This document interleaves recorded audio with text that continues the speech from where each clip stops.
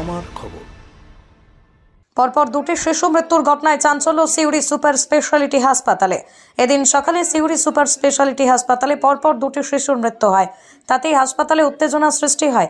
হাসপাতাল সূত্রে জানা গিয়েছে, দুটি শিশুর মধ্যে একজনের বয়স 4 মাস আর একজনের বয়স 1 বছর। 1 বছর বয়সের শিশুর বাড়ি সাঁইথিয়া। দিন তিনেক আগে ওই বাচ্চাটিকে সিউড়ি সুপার স্পেশালিটি হাসপাতালে ভর্তি করা হয়। অভিযোগ, 3 দিন ধরে শিশুর চিকিৎসায় গুরুত্ব দেওয়া হয়নি।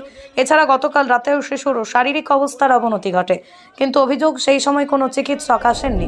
এরপরই এদিন সকালে মৃত্যু হয় শিশুটির। পরেই হাসপাতালের সামনে বিক্ষোভ দেখাতে শুরু করেন পরিবারের লোকজনেরা, যদিও ঘটনার প্রেক্ষিতে কোনো লিখিত অভিযোগ হয়নি।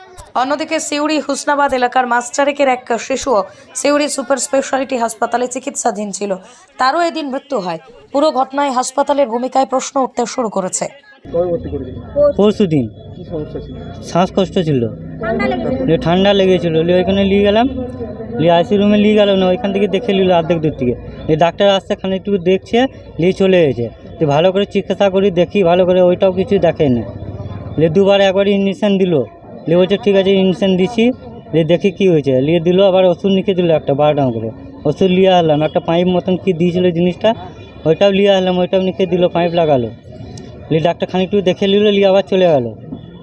তারপরের দিন আসলো, আবার একটা ইঞ্জেকশন, খালি ইঞ্জেকশন দিছে। আর এমন জ্বর মর কিছুই ছিল না। হঠাৎ দেখছি আজকে রাত্রেবেলায় দেখছি, কালকে রাত্রে দেখছি জ্বর, হঠাৎ জ্বর আসলো। গাগুলো পুরো সব কিছু বলছে কাপড় নিয়ে ভালো করে মুছে দাও। কাপড় দিয়ে ভালো করে মুছলো, সব কিছু যত্ন করলো। তারপর আবার একটা ইঞ্জেকশন দিল। সকালবেলা একে বলছে ইঞ্জেকশন দিল, সকালবেলা একে বলছে নাইকো মারা গেছে বাচ্চাটা। মানে যদি মারা গেছে তাহলে আগে তো বলতে পারতে যে অন্য জায়গায় ট্রান্সফার করো। আর রাত্রেবেলায় ডাক্তার আসে না, সকালবেলায় খালি দেখেছে ডাক্তার। রাতে ডাক্তার আসে না, সকালবেলায় নার্সগুলো তো ছিল, এমনি নার্সগুলো খালি দেখাশোনা করে। আর আইসির বাইরে ছিল,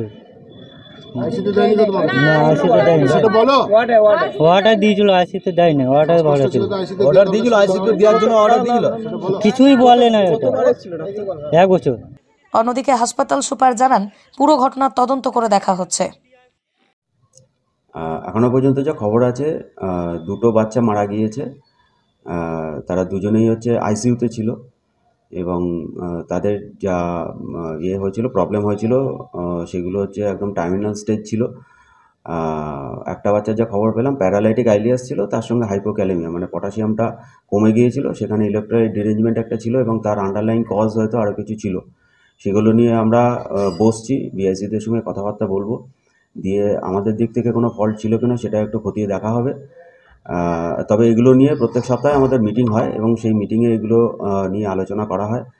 তো এটা নিয়ে অবশ্যই একবার বিআইসিদের সঙ্গে বসতে হবে, এবং পুরো বিষয়টা কি ট্রিটমেন্ট দেওয়া হয়েছিল, কখন দেওয়া হয়েছিল, টাইমলিনেস এবং হচ্ছে ট্রিটমেন্ট অ্যাকুরেসি, সেই জিনিসগুলোকে খতিয়ে দেখা হবে।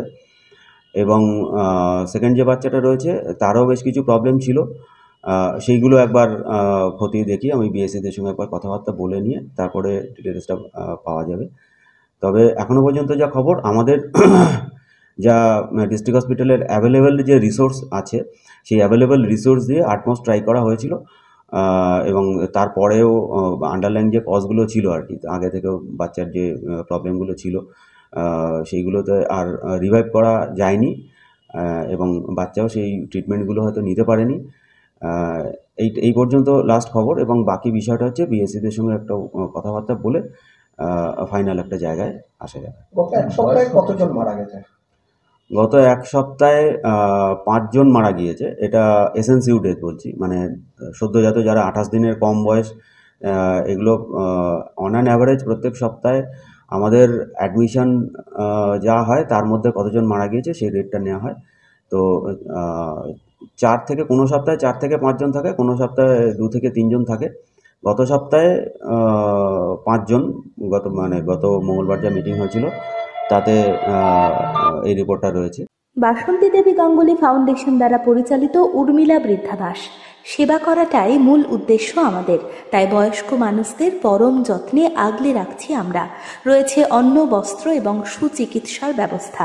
ঠিকানা কালিকাপুর কলোনি, বোলপুর।